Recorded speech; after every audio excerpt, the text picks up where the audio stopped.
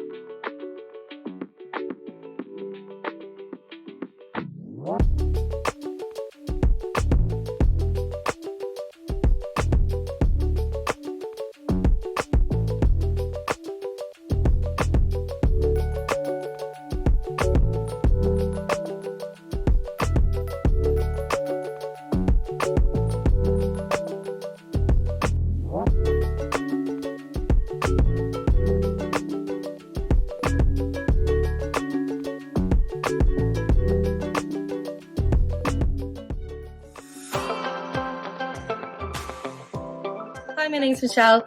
I live in Great Malvern. I've had one of the e-bikes for a month now. I found out about this scheme when I was looking online at travel options because I was struggling to get to work.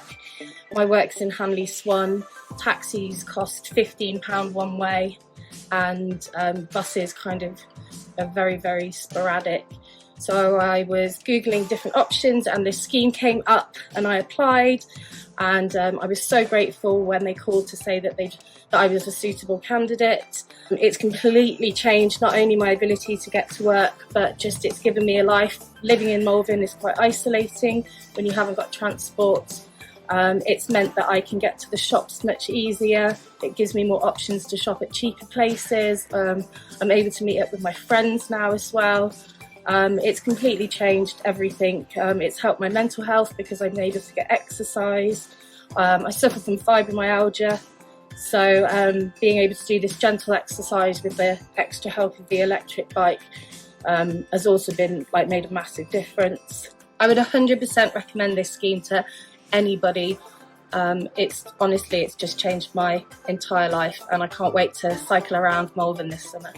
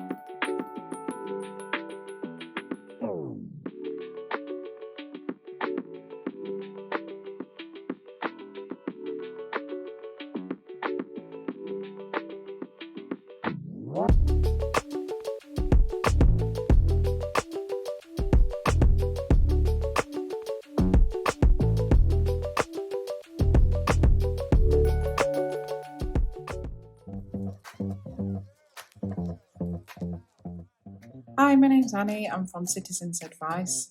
I'd like to tell you a bit about the Household Support Fund. We've received some funding from local authority to help people with the cost of living crisis. We can issue vouchers for food, fuel and clothing. So if you'd like to find out more about how you might be able to access support, then contact us by telephone or email. The scheme is open to everyone, so we hope to hear from you soon.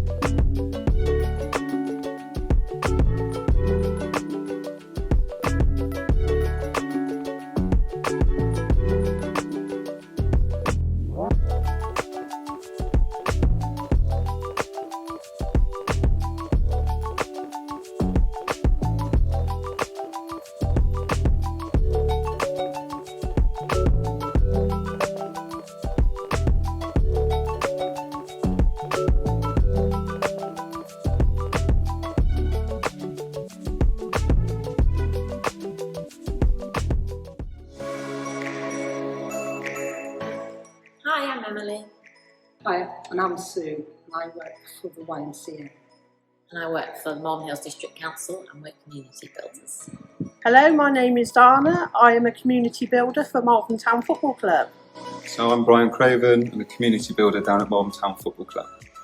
A community builder is someone who encourages people of all ages to get involved with the neighbourhood, with extensive knowledge, with us as community builders, to connect with like-minded people, groups, organisations in the community to get things up and running.